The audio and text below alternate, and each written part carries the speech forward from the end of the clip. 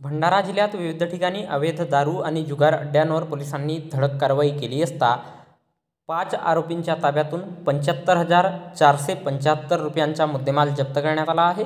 या प्रकरणी सदर आरोपींवर भंडारा जिल्ह्यातील संबंधित पोलीस स्टेशनमध्ये गुन्हा दाखल करण्यात आला आहे. भंडाराचे जिल्हा पोलीस अधीक्षक नूरुल हसन यांच्या सूचनेनुसार दिनांक 27 सप्टेंबर 2024 रोज शुक्रवारला सकाळी 11 ते रात्री 9:30 वाजता दरम्यान भंडारा जिल्ह्यातील पोलीस स्टेशन स्तरावर जुगार आणि दारू अड्ड्यांवर विविध ठिकाणी पोलिसांनी छापेमार कारवाई केली असता 5 आरोपींच्या ताब्यातून दारू गाळण्याचे साहित्य आणि जुगार खेळण्याचे साहित्य असा एकूण किंमत 75,475 रुपयांचा मुद्देमाल जप्त करण्यात आला आहे. या प्रकरणी सदर आरोपींवर करडी, सिहोरा, लाखनी, पालांदूर आणि आंधळगाव या पोलीस स्टेशनमध्ये गुन्हा नोंदविण्यात आला आहे.